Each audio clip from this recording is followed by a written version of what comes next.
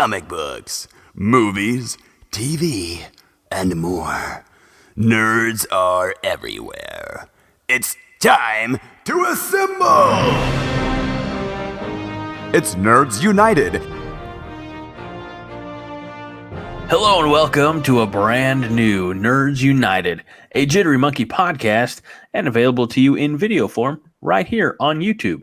Unless, of course, you're only listening to the audio version, and then I say the audio version right here on podcast platform of your choosing. I apologize already. I'm your host, Greg Mahachko. Joining me is the co-host of the year, Mr. Mike Luther. Hello, Mike. Hello. Can I say something right away? Just get it out. Get it out right away. Happy birthday, Eddie. Yes. Eddie turns 12 years old, my younger twin. I don't know why. I tried commenting on your birthday post as the Nerds United Facebook page because I wanted to wish happy birthday to our number one fan. Oh, okay. And it wouldn't let me. Okay. So well, I didn't want to bother you with privacy settings or anything like that. I'll just as myself, as Greg the individual, not Greg Mahachko, the host of Nerds United. Sorry. Well, hopefully he had a good day today. I don't know. I think it's cool to have a birthday on Friday. You know, I think my birthday coming up is like on a Tuesday or Wednesday, and that's what I was like, whatever. Also, I'm 42. I'll be 42, so that don't matter. Also. So my oldest, Garrett Hill, his birthday is going to be on a Saturday this year, which is good and bad because it's also like 2 days before Christmas. So I don't know how that's going to work out. And my wife, her birthday is on Thanksgiving this year. Oh, okay. So for her birthday, you're getting her a Thanksgiving dinner. All right, I'm going to go ahead and say it. She won't listen. Hopefully for her birthday this year, she's getting stuffed. No. Okay. All right. I know better. What are you drinking? Oktoberfest. Nice. Yeah, Schlafly Oktoberfest. Okay. It is Schlafly Oktoberfest is a traditional Marzen with a toasted malt aroma and slight caramel taste. This rich amber lager is balanced by German noble hops, while the lager yeast ferments cold and slow, creating a crisp beer available seasonably. I've always wondered, Mike, because I see it on several labels, noble hops. I've come to the conclusion I'll only ever drink beers with noble hops and no peasant hops for me. Of course, yeah. Peasant hops, that's basically just straight piss.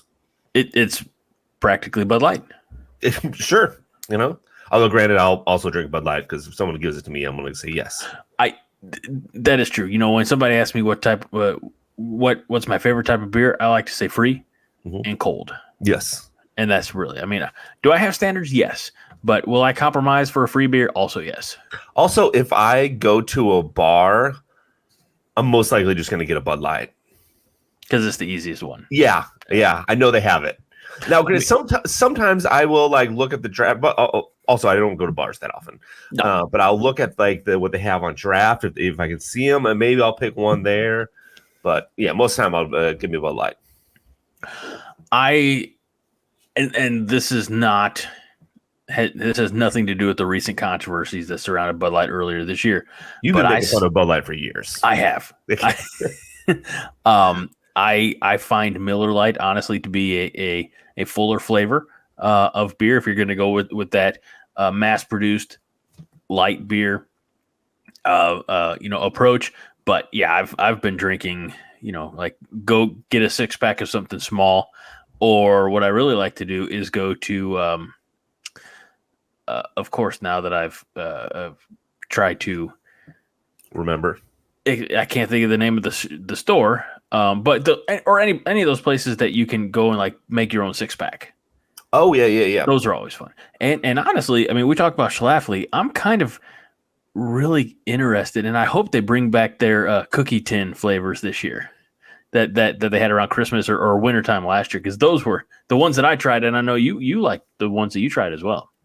Yeah, I remember those, and yes, I think they're going to bring them back. I think they always come back if they're not already around.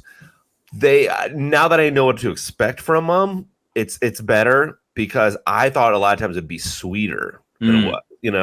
I think if I remember correctly, the gooey butter one. I think when I put it in a frosty mug, big frosty mug, and drank it, then you could like kind of smell a little bit of the gooey butter. But the other ones, like if there was a snickerdoodle one, I'm like, I don't know where you're getting snickerdoodle from this at all. I had no clue. There was an oatmeal stout one. I'm like, I don't taste any oatmeal in this, but they're all Just good. stout. I mean, yeah, exactly. I finished them all, so yeah, those are. I might have to look for those as well. I have to rack my brain. I'm not going to be able to find the answer here on the show or recollect the answer, but I feel like I was talking to either a friend or a client of mine who knew the individual who did all the designs for all those labels, like those Cookie Tin series labels, which I was like, that's kudos. Pretty good. The labels were good for sure. Mm-hmm. And the beers were good on the inside. Speaking of drinking, do you have any weekend plans? I do, because I'm going to see you tomorrow. No, you're not. No? Unfortunately, no.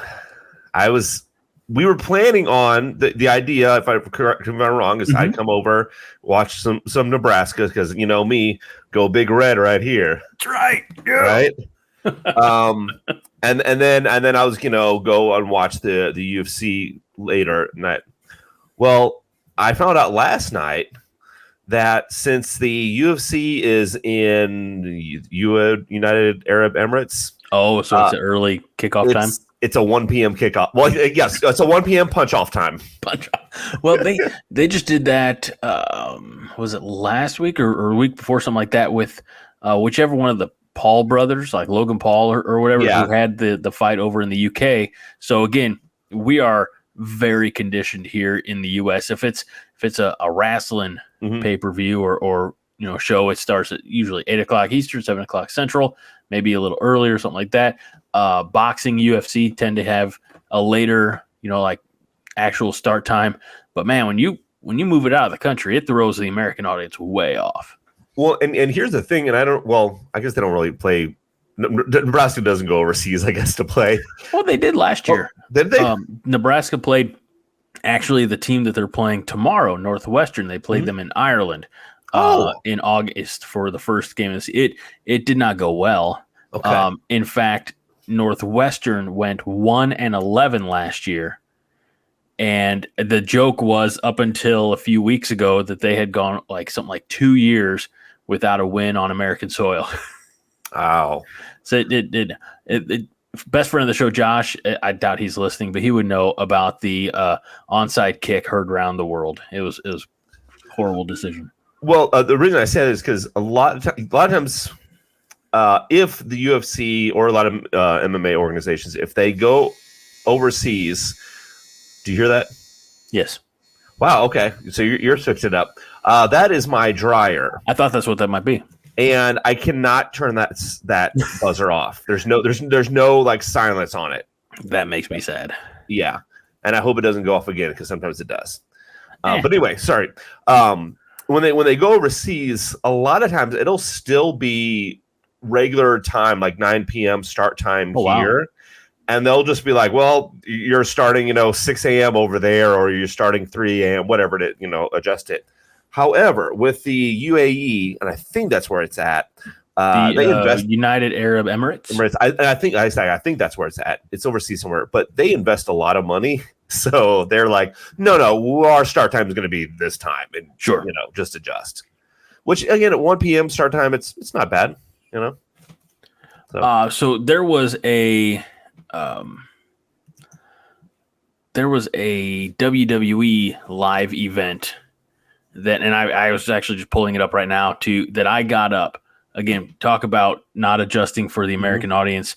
This thing started at 4 o'clock Central Time on July 4th. Wait, are we saying 4 a.m. or 4 p.m.? 4 in the morning. Okay.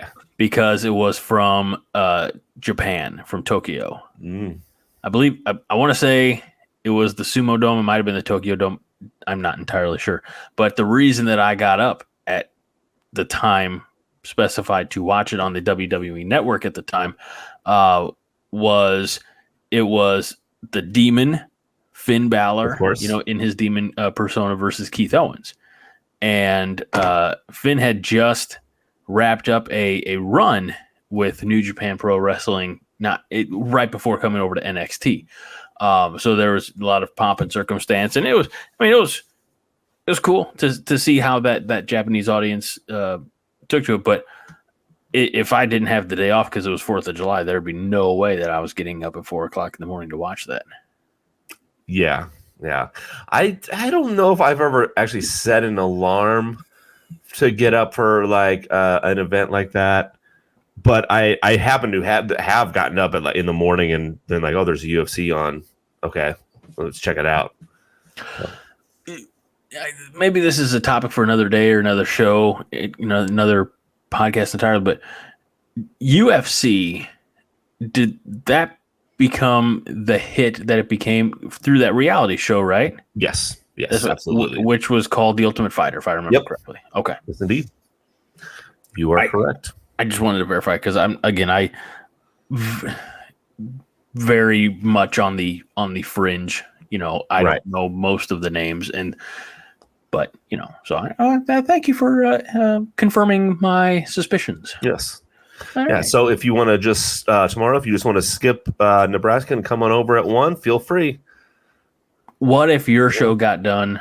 Like all the fights got wrapped up by like 1:45. Could I expect you over here for like the second half? Yes, absolutely. If all my shows get wrapped up by 1:45, yes. True story. True. Let's put it all in front. Your event starts at 1. Mm-hmm. Approximately how long does a PPV go? 4 hours, let's say. Oh, never mind. Yeah.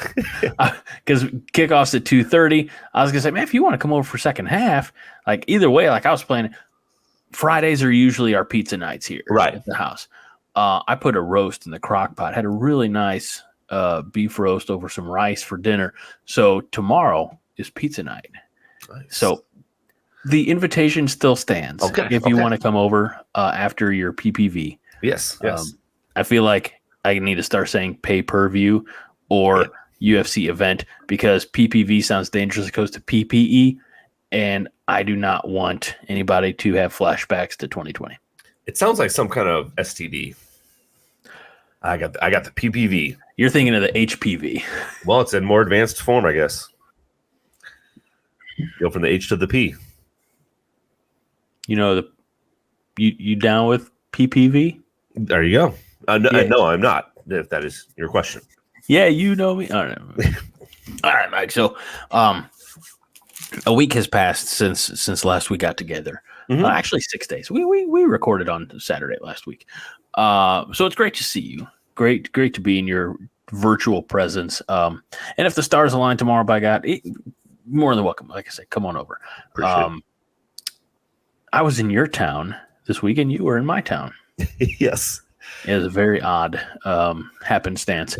But how was your week otherwise? Week was fine.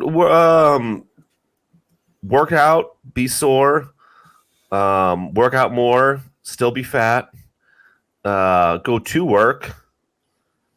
Today, I was telling you, I was in your neck of the woods. And I was did a long story short, I did like a tour of certain parts of Belleville, like the historical parts of Belleville, like Auburn Street. We learned some religious stuff. God, can't think. There was some really big church. We started off at St. Paul, the cathedral. Maybe, I don't know.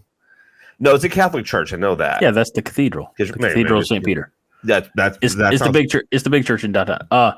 Can I do a fun sidebar? Sure. I have a relative who's not buried there, but is interred at the cathedral in Belleville. Oh, okay. It is my grandpa's uncle, so it's like my great uncle, who was the bishop, the Catholic bishop of the Diocese of Belleville, many years back. Married my parents, or performed the ceremony. Right. Yes. we're not Mormon or from Arkansas. So, was the celebrant for that, baptized my sister, baptized me, and passed away. He was very adamant. He's like, no, I'm only paraphrasing, but he's like, no way in hell you're putting me under the ground. So he is in an above ground sarcophagus off on the East Chapel. Okay. Well, I wonder if I saw his picture there, because there's a place in there where there's I think it's the bishop's pictures around. I actually recognize the one that I think was there for my confirmation. He looked familiar, whoever he was. Bishop Gregory? Yes. Yep. And then he's the Archbishop of Washington, D.C. now. All right, well, go him. Last week it was birds. This year we're getting deep into the.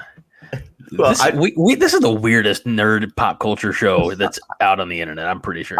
I only know this from the tour, and then we did go into the down where the people are buried or their tombs. Yeah. The crypt.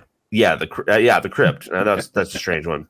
And then so when we're done with that, then like I said, we went on what essentially was a 2-hour walking tour, which you would think like, oh, that's good because you're going to burn calories, but really it's a hour and 50-minute standing tour and then 10 minutes of walking. Oh, boo. Well, because I mean, it's it's interesting to know there's certain places in Belleville that have like a lot of history to them and stuff, and seeing how they're trying to preserve certain buildings, like residential buildings, even for like I said, it's on Auburn Street, and it's like part of the historical society. But yeah, so that's basically what I did today, in a nutshell. That kind of sounds fun. I'll tell you what. You talk about, is it, the walking tours, and if is it healthy? What if they ever did like a walking, like food tour of downtown Belleville? I'd sign up, but I'd regret it later. That's fair. I think actually, speaking of Belleville and walking tours, I think they're supposed to have a haunted tour soon. I think you're right. I don't tell or don't ask me when. I'm assuming next week. I would assume, but I don't know. Probably. And I know they usually do like the Main Street trick or treat. They close off a few blocks and maybe not close it off, but they have trick or treat for all the kids. So I don't know if we talked about this last week. Garrett, of course, will be a dragon. Rob's gonna be Spider-Man, and Matt's gonna be Elmo. We let everybody pick. I think Matt definitely went warmest. Yeah. His is going to be, furry. Fuzzy. Yeah. I'd happily take them down to downtown and get candy. Yeah. So. Yeah. I was also thinking of that, like with my family, like growing up, we never had well, we got to a certain age, we had themes. But I know, like the only reason I say that is I remember. Oh, I don't remember. I've seen a picture of like, I think I was it was like the what is it? The sheep, the little Bo Peep. Yeah, I something. Was your sister Little Bo Peep and you and your brother were sheep? I think so. That's kind of awesome. I could be way off, but I mean, for the most part, after that, like I mean, it was just whatever you wanted to be, and, right? Yeah, I mean, I let them go down and have. I just know that I'm not going to be suiting up in a costume this year. Last year, I did go as Stay Puft Marshmallow Man. Yes, and with one of those like inflatable type of things, and it's too tough to move around and something like that. So we'll just pass on all that crap. Yeah, I don't blame you. Jeans and a jacket, man. That's me. If I'm lucky, maybe it'll be a jean jacket, and then I'll just wear my Canadian tuxedo. There you go. But it's definitely getting close to jeans weather. I agree. Well, Mike, at nearly 20-minute mark, let's get into our usual. I enjoy the banter as always, but did you have the opportunity to read or acquire any comic books this week? I did not complete any reading. Oh, okay. Fair. I'm still working on Booster Gold up here, and then I'm rereading The Fearsome Dr. Fang downstairs. Yes, because I had that in my possession for a couple of years, probably. Probably not even that long, but yeah.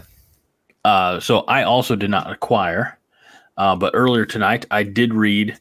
As we talked last week, I got some of those tie-ins for Night Terrors, the DC event over the summer, and so I read Night Terrors Batman #1 and Night Terrors Batman #2. Did you like them? I did. Good. They're fun. I mean, look, you get in. It's for a man with no powers. Batman is still the most overpowered, or most powerful, hero in the DC universe, because he's all like, I've trained myself how to protect myself from my nightmares. How do you even start to do that? I don't know. I mean, at one point they showed like they had very little exposition, like a little flashback to, however long previous is like, when I was in the mountains of Pengo Barat, which I'm probably mispronouncing that. I trained myself to be able to basically like compartmentalize my nightmares and my fears, and so he did he's telling Alfred he's going to be like submerged in this tank. He's going to have oxygen and everything like that. And he says to Alfred, he's like, get me out in 24 hours. Then he goes in and he's just reliving. You see all these different images of that night in Crime Alley. And then he finally gets pulled out and he's like berating Alfred. He's like, I told you not to get me out for 24 hours. And Alfred's like, but it was 24 hours. So it makes you think like in the dream nightmare world, obviously everything tends to go quicker. So he's like, that's all I need. Now I can stop evil forever. Or, because again, it's Batman. Yeah, good old bats.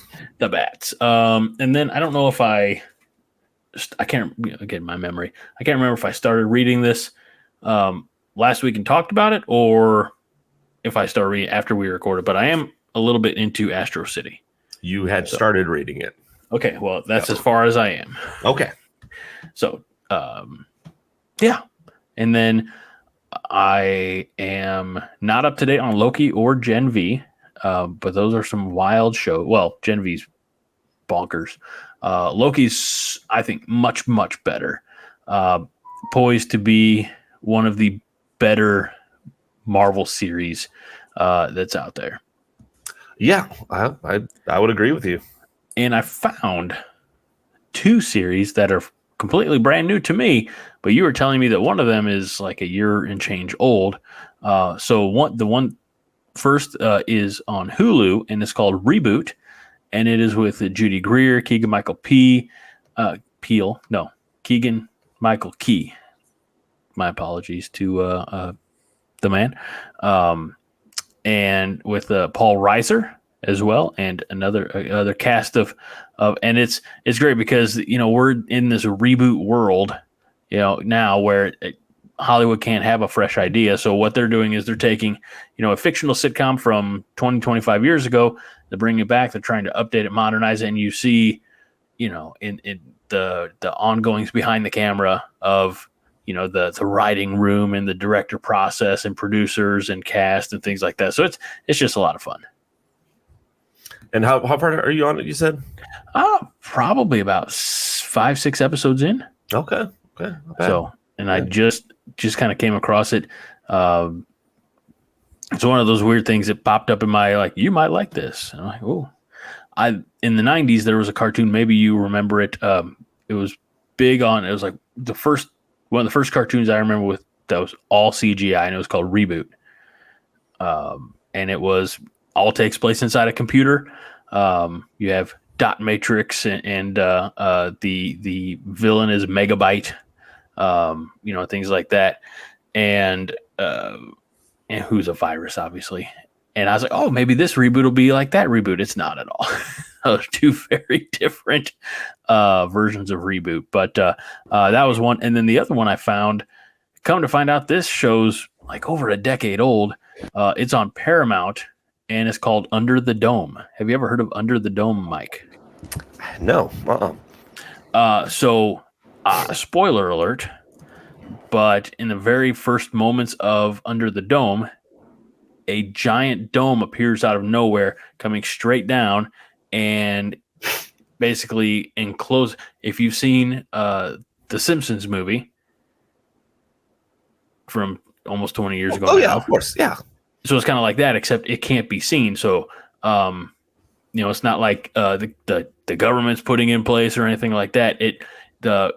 And I don't know where this aired originally. Again, for a show that came out in 2010 or 12 or 13, something like that. But one of the first scenes when it's coming down is it splits a cow in twain, like right down.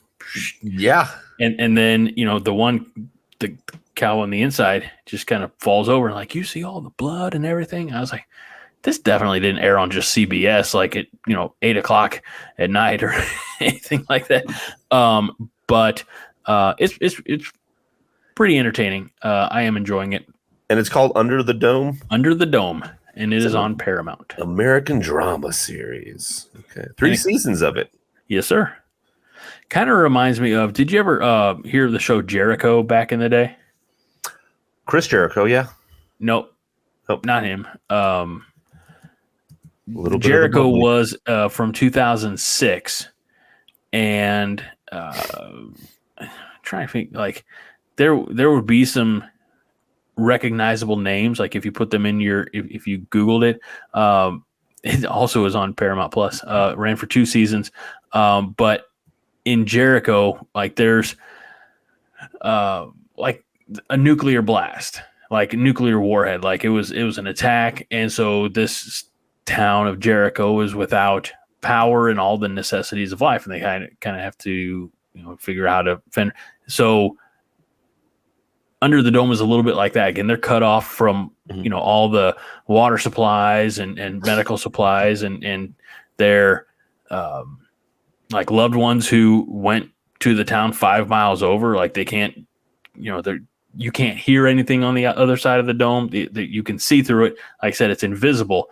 I don't know. It's like I said, it's unique so far. I don't, again, 3 seasons. I feel like there are only so many stories you can tell until the dome comes down. But yeah, I'm enjoying it. Do you know who developed it? I don't. Brian K. Vaughan. Okay. Yeah, I just looked that up. Yeah. Well, that kind of explains a little bit there. Yeah, the series was developed by Brian K. Vaughan and it's based on Stephen King's, who I don't know if you know, he's like a writer. Oh, he is. Yeah, he's wrote 1 or 2 books, I think. His novel of the same name, Under the Dome. So yeah. Anything that I've would he have been in anything that I've heard of? Have you ever heard of Casper? No. Okay. Well, actually, we were watching Casper, the movie here. Yes. So he had nothing to do with that. Oh, okay, cool.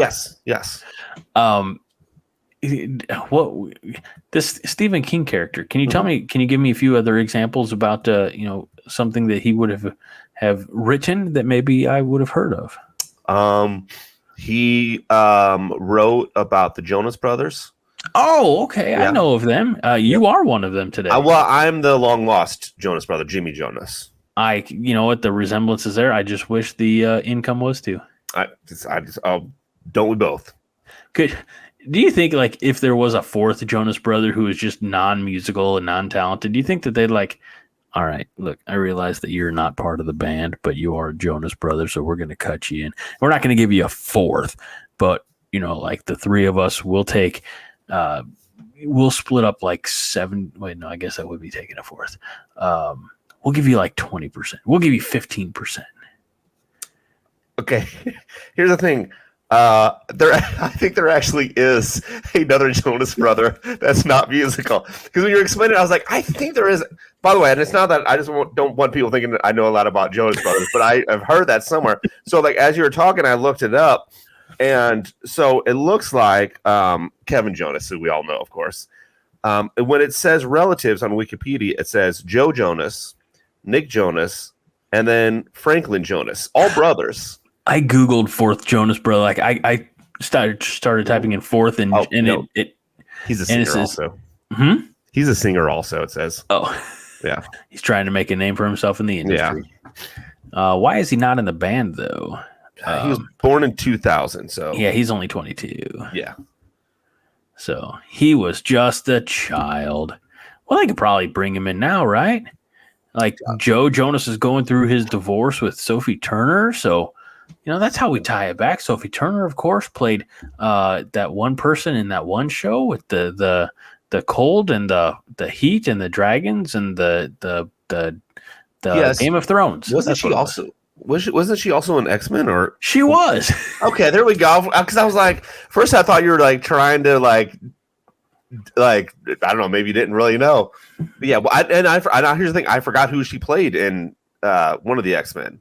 She was Jean Grey. Oh, she was Jean Grey, yes. And later in Dark Phoenix. Yes. They need to let it simmer for like 15, 20 years.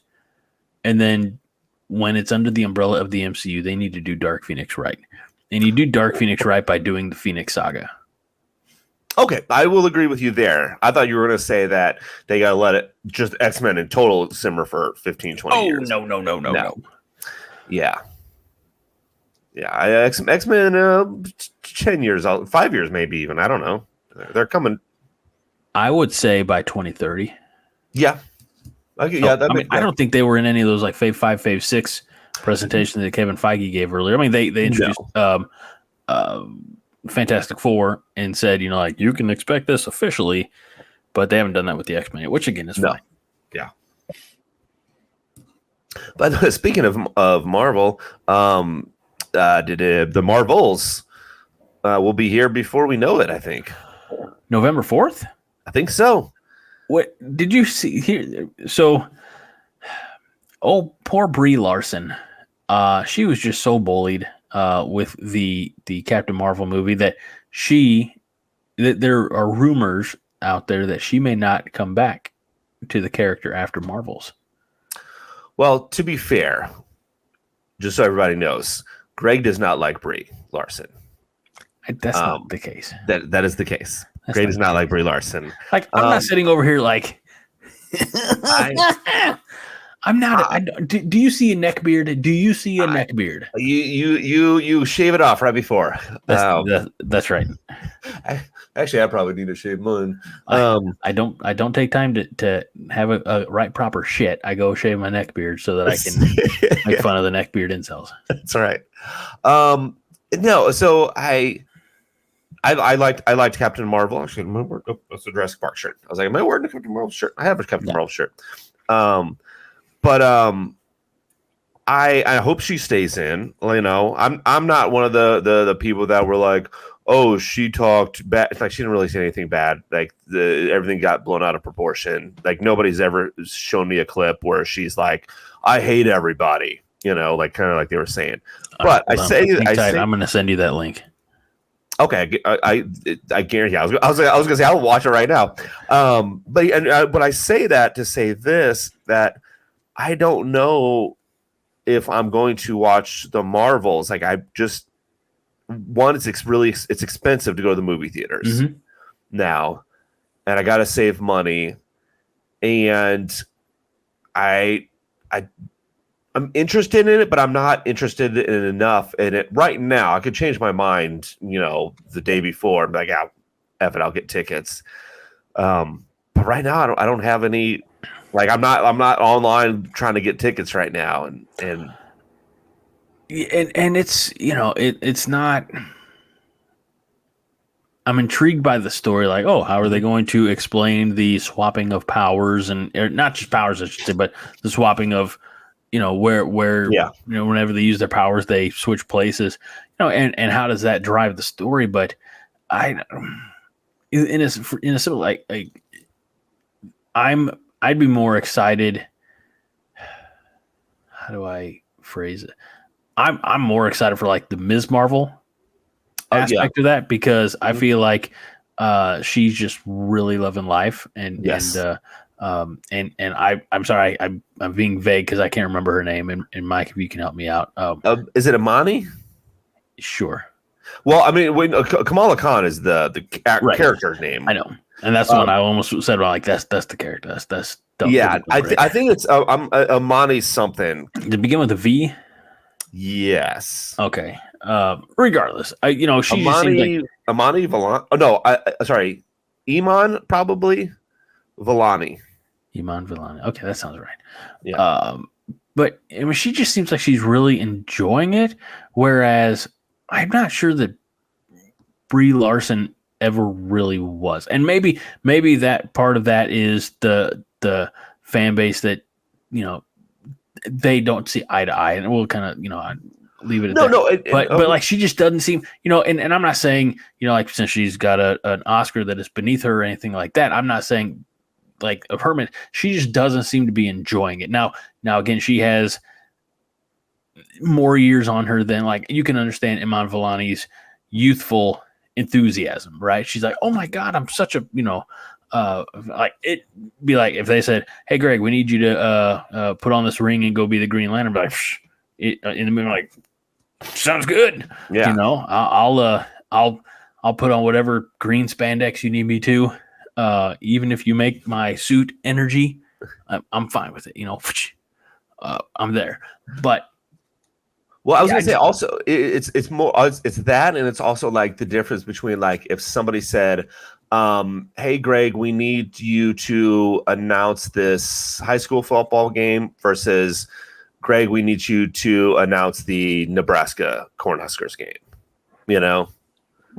Well, I've done one of those, and right, exactly. You've done one of them, so it's like, okay, I've done this. This is I know how to do it, and yes, it's fun.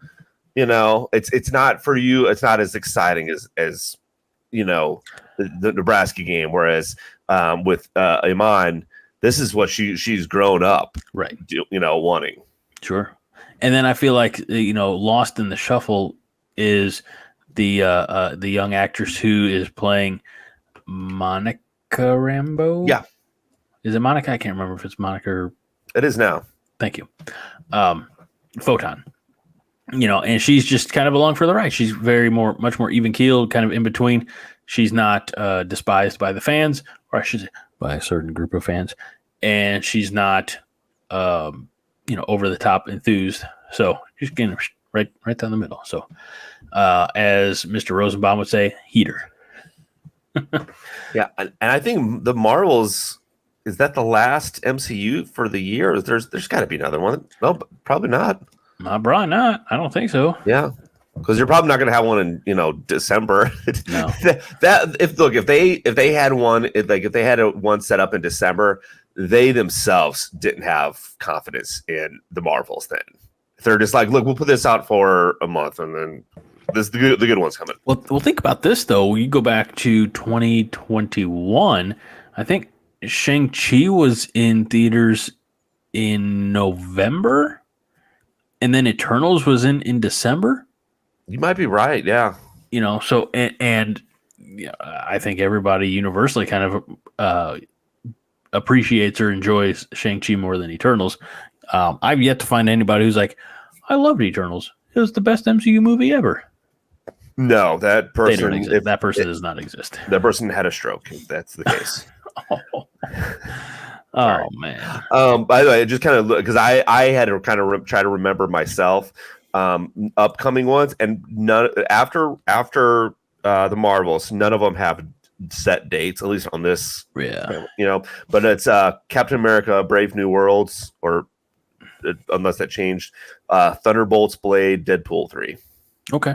I thought Deadpool 3 had no. Last I heard about Deadpool 3, the due date they had was there's a lot of risk or something like that. I forgot how they phrased it, but think about that though, with the strikes that have been going on too, you knew everything that was not completed in the can was going to be adjusted. Oh yeah.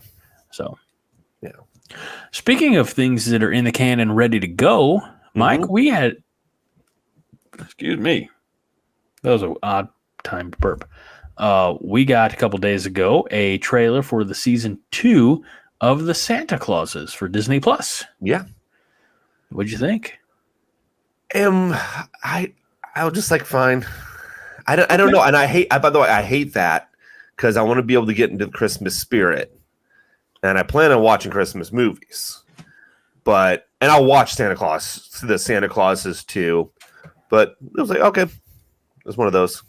It was one of those because just not in the season for it yet. I guess maybe. I don't know. What did you think about it? Look, I've always appreciated the kind of the fun lore of Santa Claus, Yeah. or of the Santa Claus movie, I should say. So I'm kind of intrigued by this like past Santa that's coming back to stir up trouble, and I thought it was funny. It's Eric Stone Street, I think. Yes. I know him, and I think probably most people do. He plays Cam on Modern Family. Mm-hmm. So it's kind of fun to see him in a different role, but again, it's they're trying to get Scott Calvin is finally saying, hey, this isn't just a one-man operation. Let's get the whole family involved and trying to get the kids going. And so Santa Claus in training. It was kind of fun to see the potential passing of the torch, as it were, which was a lot of what the first season was Santa Claus wanted to retire, and they just picked the wrong guy. True. Yeah. You just can't trust Kumail Nanjiani. Yeah. You know what I'm talking about, right? Yeah. Kumar? Kumail Nanjiani. Yeah, but I was thinking like from Harold and Kumar. He was Kumar, was he not? No, you're thinking of a. Oh wait. Okay, I was thinking a different guy. You had the different name. This might seem racist. I don't know. Kal Penn, by the way. Wow, I was way off. Yeah. But okay. To be fair, there is Kumail Nanjiani. He was Klingo or Kingo in Eternal, so that's maybe why it was in your head. That's what it was. Thank you. We're not saying they all look alike. They're completely different. We're not saying this part's going to survive the edit. So Santa Claus is season 2. Very excited. Moving on. Mike, did you see? I mean, we hit for whatever reason.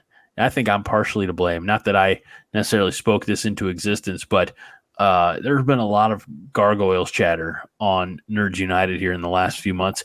Really since the comic book came out that I acquired back, 6, 7, 8, 9 months ago now. And that continuation of the cartoon series from the 1990s.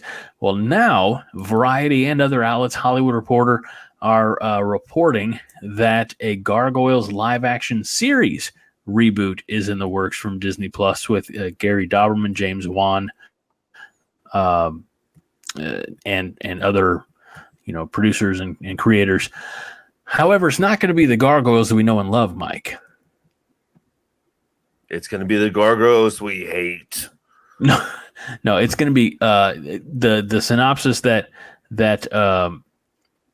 the log line, whatever for the project says, is directly from Variety.com. So if you think I'm lying, folks, go to Nerds United on Facebook and then click the link with the picture of the gargoyle. Anyway, based on the cult classic Disney animated series, Goliath is the last of a heroic race of gargoyle warriors who once lived among mankind. Free from a centuries-long curse that turned him into stone, Goliath struggles to solve the mystery of his past while watching over modern-day New York City alongside police detective Elisa Mazza. Greg Weisman is attached to it as well, which is great because it's his baby.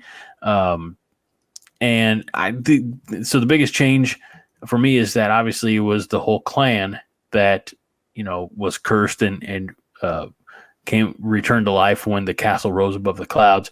And in this version, it looks like it would only be Goliath. My curiosity on that is, does he find like other gargoyles through happenstance? Perhaps. So yeah, more gargoyles. We talk about the comics about every month now when they come in. So I'm here for it. That's one of the few things, like I've said before, maybe not on this show, but certainly in life, is just because I got older doesn't mean I grew up. So I thought about that for myself too, because I'm like, am I still going to be watching cartoon? Well, I don't really watch cartoons, but I will watching, you know, reading comics at like 60 if I make it to that age, and I kind of almost hope I will. You know what I've realized though, as I age, well, one, everything hurts, and two, I don't really care about teen drama series anymore. Nope. Granted, I say that when Gen V is technically a teen drama series, but it has superheroes in it, Right. and it's better, and I enjoy that. I tried to go back and watch Fear Street, which is on Netflix, and they had like it was a 3 like almost movies essentially, and I enjoyed it the first time I saw it. And by the way, it's not that old. It's not like I was 17 when this came out. And I started watching it again. I was just like, I don't care about the drama these high school kids have. I just don't, you know, like whatever. That girl doesn't like you. Okay, cool. Right. And that's, you know, and I've, by and large, with a few exceptions, if it's something that can honestly take place in the real world, I'm not interested in it. You know, which, you know, I don't want to say like puts me at odds with my wife, but like she likes to watch like drama series and things like that. I mean, the most dramatic thing that I watched here recently was Nathan Fillion in the series The Rookie, which was on ABC, and now it's on Hulu. So like, okay, that's a cop serial. You know. Under the Dome, not likely to be happening anytime soon. Community, while there are community colleges littered all over the world, or at least all over the country, none of them are having open, you know, campus-wide paintball fights and magic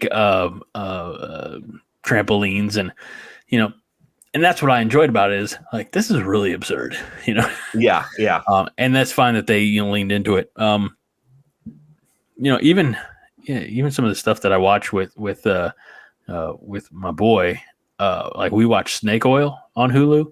Okay. Which is a game show starring David Spade as the host. Yeah. And then we watch when it's around Lego Masters, you know. So it's like, show me something, like create something, you know.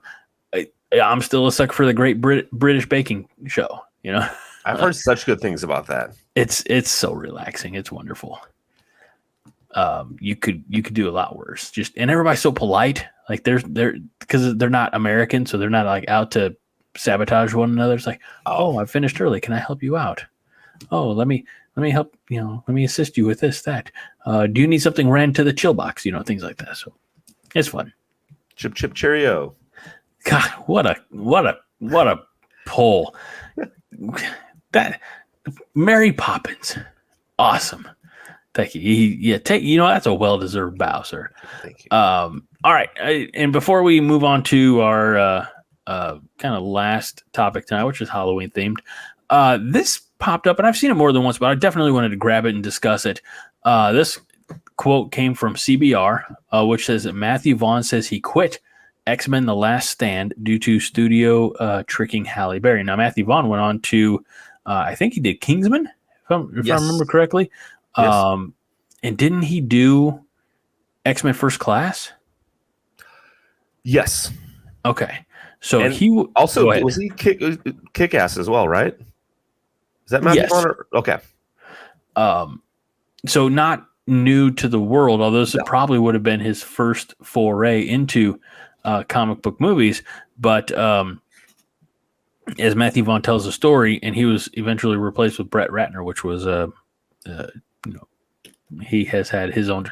He's been canceled, as they say. Matthew Vaughn says, quote, "I went, what is this? They said, oh, it's Halle Berry's script. I went, okay, because she hasn't signed up yet. But this is what she wants it to be. And once she signs up, we'll throw it in the bin. So I quit at that point." Basically, what it was, when we read the article, which I didn't include because why would I do that? It had an opening scene of Storm in Africa doing some awesome heroic stuff. You know, and you know, kind of giving her a bit more of a feature role. And it was bait and switch for old Halle Berry, who I think at that point had already won an Oscar. Yeah. For was it Monster Ball? Or was it Swordfish? I can't remember. I don't think it was Swordfish.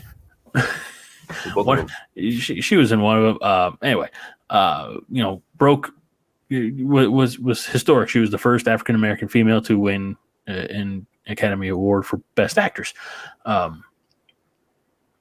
So they dangled that carrot, knowing full well that like as soon as she signs on, there were 86 in that scene in a rewrite or whatever they explain it. And for Matthew Vaughn, man, that's some mighty balls to be like, nah, I'm not going to put up with that shit. It's Fox, and even though Fox they weren't circling the drain at that point, they were still kind of well thought of. So he probably turned down a lot of money to do that when he walked away, but good for him. Yeah, that is such a shitty thing for a studio to do, but I would not surprise me if that doesn't happen on the regular. Well, and actually, there's stories about it. I'm going to get this wrong, but I believe for one of the Batman, I forget which one it was. No, it was Batman 89. They told Robin Williams that he was going to be Joker. Oh. And I don't know, have you heard this story? I refresh my memory. So they told Robin Williams that he was going to be Joker, and then so he, signed on or whatever, was going to do it, and then they essentially used that to get Jack Nicholson in, and so Jack Nicholson said no, basically like, no, I want it. And this is a very rough draft of it. Mm-hmm. Basically, no, I want it instead. So then they booted Robin Williams out, and Robin Williams was apparently pissed for years, and understandably so. Whereas they wanted him for something, and then basically he said, no, I want the studio to apologize for something. And the studio did, and Warner Brothers, I think it was Warner Brothers, did end up apologizing. But yeah, studios do shitty stuff like this all the time. It just, we don't hear about it. And I think you're right that it's very good of Matthew Vaughn to go like, no, I'm out then. If this is how you're going to act, if you're going to treat people, I'm out. I'm also curious, and I'm surprised it hasn't come out yet, of what Halle Berry thinks of it as well. Right. Like, did she actually read the script? Did she know it was a fake one? After he left, would they like, no, never mind. Okay, we can't do this. I doubt it. I think they probably just still went with the script or showed her a script. Sure. And so I want to go back to Jack Nicholson for a minute there. Not only did they, again, kind of have tossed Robin Williams to the side to do that, but to bring on Jack Nicholson, they paid him a buttload of money. Oh, yeah. You remember the deal on that? So I think in wrestling, they use the term like the downside guarantee. Yeah. He got $6 million up front, but he also got a percentage of the gate, essentially. Yeah. So by the time it was all said and done, he walked away with about $90 million for Batman. I know he also got top billing too. Yeah, I mean, that part doesn't surprise me based on where the two were at the time. Yeah, time. So anyway, yeah, good on Matthew Vaughn. There's still some decency in Hollywood. Like that cesspool hasn't claimed everybody yet. I was also thinking, okay, $90 million just for one movie. Yeah, I think like you could. I think that $90 million should probably still be around, even if you did one movie and then you moved out of like California, because that's got to be expensive, and moved to like a small town and like lived modestly. As I think your 90 million, even though you got it in 1989, could still be around now. Let's find out. So I think a couple things to think about is has to pay tax on that. Yes. 90 million at the highest tax bracket is going to be, let's say, roughly 40%. Right. Yeah. Absolutely. But let's go with in 1989, purchasing an item for 90. That's a lot of zeros. You want to know what that would be today? Okay. $223,395,241.94. That's not too shabby. I mean, that's no Powerball. Now, Now, see, if I had that, I'd probably go out and buy a Marvel's ticket. Yeah. You know, You'd have plenty of free time because I don't think you'd be going to work tomorrow. no. Well, I'm actually probably not going to go to work tomorrow anyway. Well, you know. I know. It's just, All right, let's say 9. This is the mathematics portion of. Let's account for 40%. So, of the 90 million, you're taking home 54. yeah. Again, ballpark. I took out 40% for tax purposes. Agent fee. We think we got to subtract another 15%. Agent, no, 5. 5. Yeah. All right. Minus 5%. By the way, the agent on that deal, if that was a 5%, Yeah. $2.7 million just to facilitate it. Yeah. So now you're down to 51.3 million. What else should we withhold? I'm just wondering if people are still with us right now. I mean, I think this is the economy, the business of the entertainment business. Hey, there's something for everybody here, you know? But you're right. We should probably move on. All right, Mike. It's a lot of money. That's what we're saying. All right. And you could still be living on that if you did it the right way. Yes. I know a guy. Give me a call. I was going to say, if you invest with Greg or whatever you do, Greg. A little bit of everything. Well, right. Legally, it's all above board. All right. Yeah. All right, Mike. This time around, last week we blind ranked some Halloween costumes. This time around, we're blind ranking Halloween candy. Yes. Which is basically just blind ranking candy. Candy, yes. Because there's not, with a few exceptions, I suppose. Yeah. There's not much that's really seasonal in the world of candy. Right. Exactly. So, I'm the only thing I would say is like I always think of these as bite size. Everything. At least after free. Now, granted, you can go to houses that have the full size candy bars. Not my house. Not mine neither.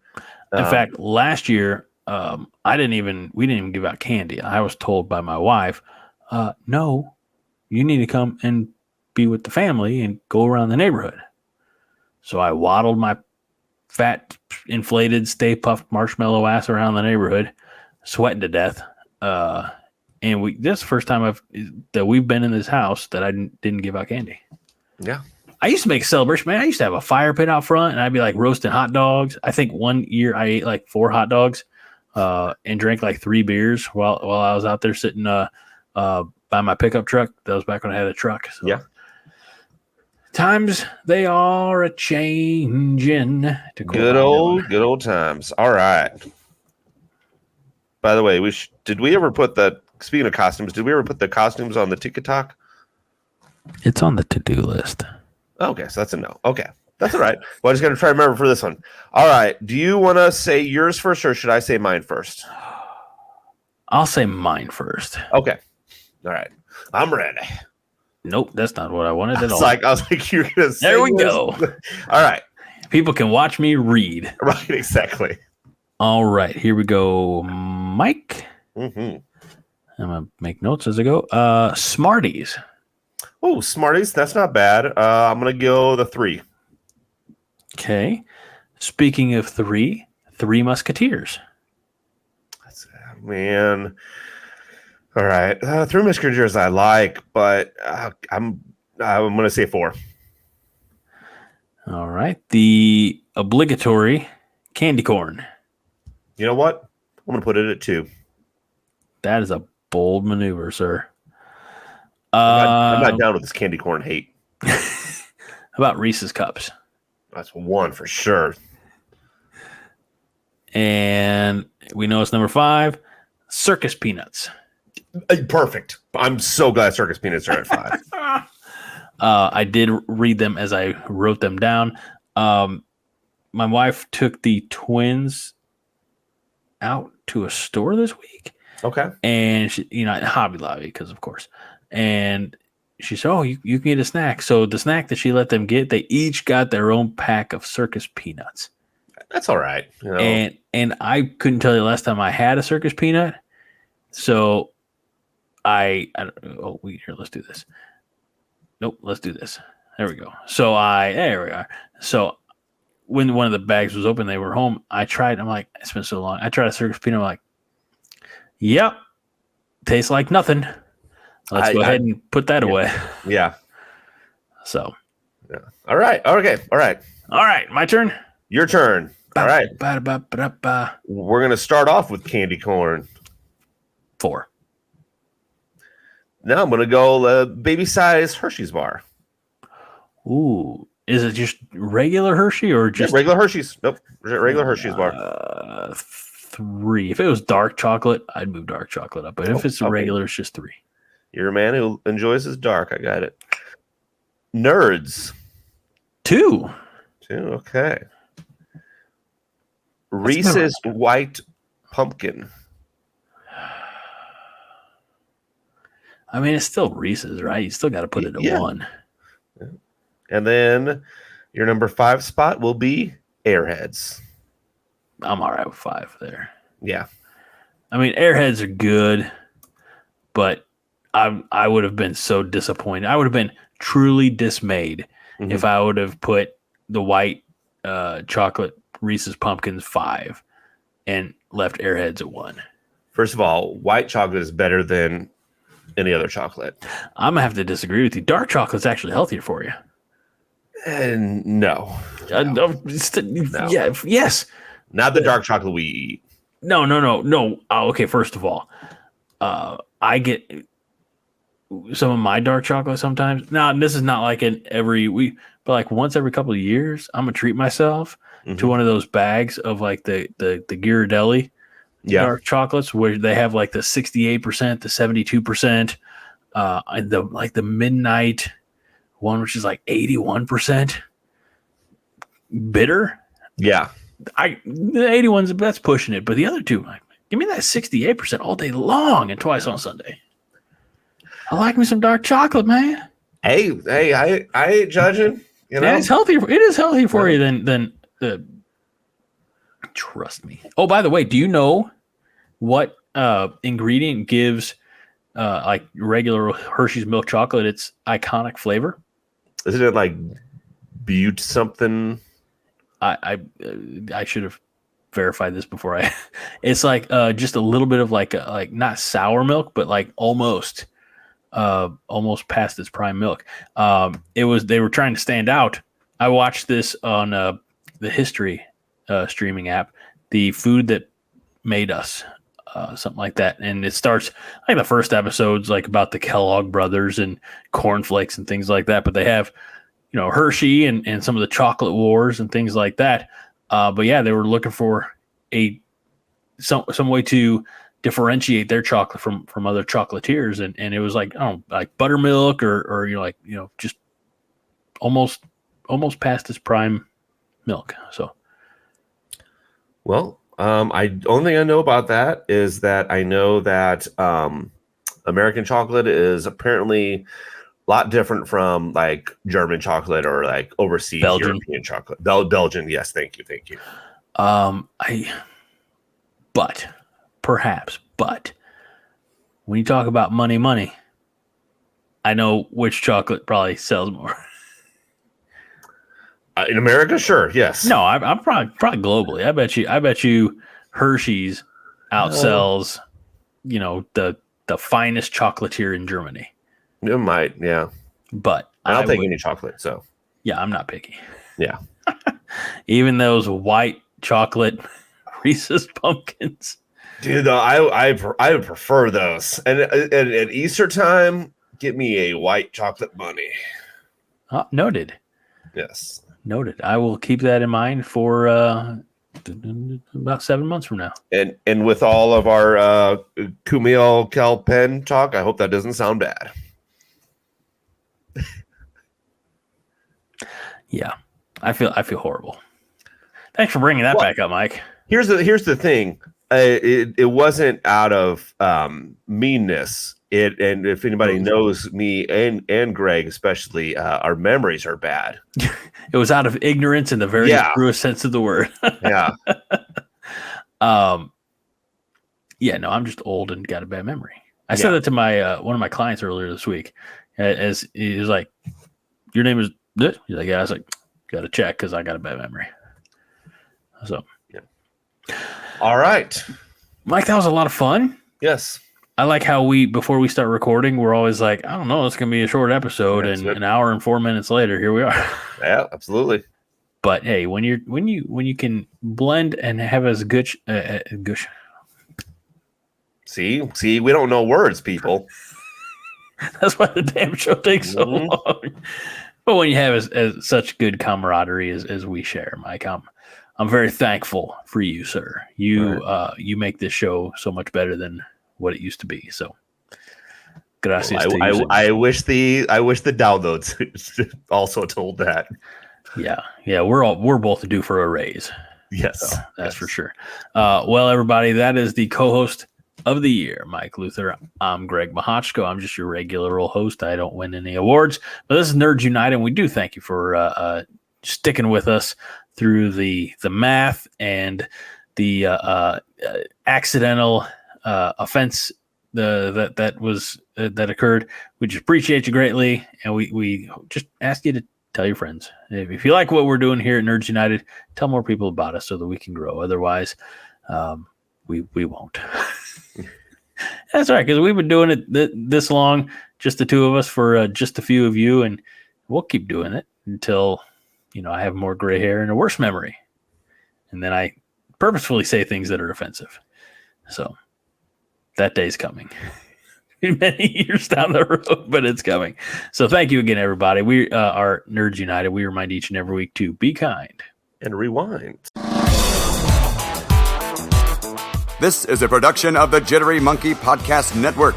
For more jittery shenanigans, go to jitterymonkey.com.